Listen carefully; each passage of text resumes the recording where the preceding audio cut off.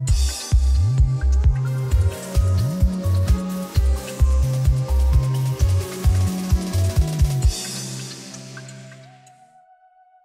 salon de Genève approche et l'actualité se fait riche ces derniers jours.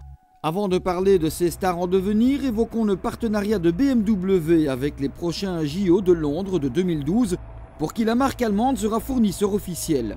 La maison bavaroise fournira quelques 4000 véhicules à faible émission en CO2, cela inclut des voitures électriques, des motos et des bicyclettes. La Mini E véhiculera athlètes et officiels à travers la capitale anglaise, tandis que des berlines BMW prendront en charge les VIP, invités et autres personnalités.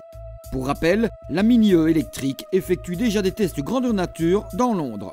En parlant de voitures éco, signalons que Volvo dote désormais ses V70 et S80 du petit 1600 diesel d'origine PSA Peugeot Citroën Ford, ce qui permet à ces modèles de voir chuter leurs émissions en CO2 sous la barre des 120 grammes par kilomètre. De son côté, la jolie VW Passat CC se décline désormais en une version 5 places, assurément en plus pour cette très jolie berline coupée.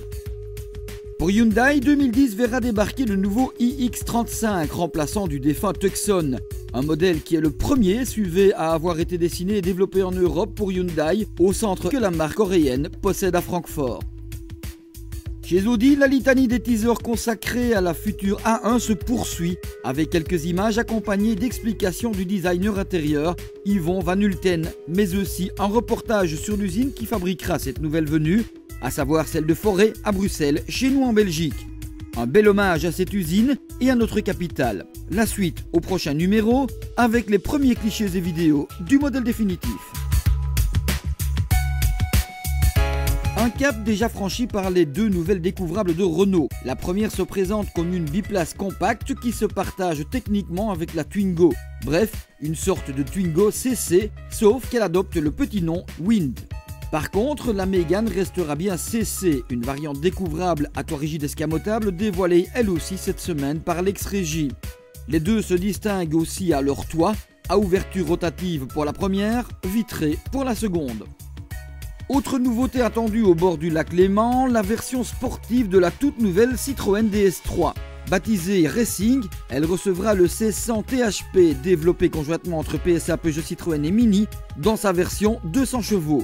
De quoi sans doute séduire les plus sportifs et les attirer chez Citroën, d'autant que cette variante, qui devrait être limitée annuellement à 1000 unités, sert de base à l'élaboration de la future WRC de la marque, la DS3 WRC, actuellement en cours de développement.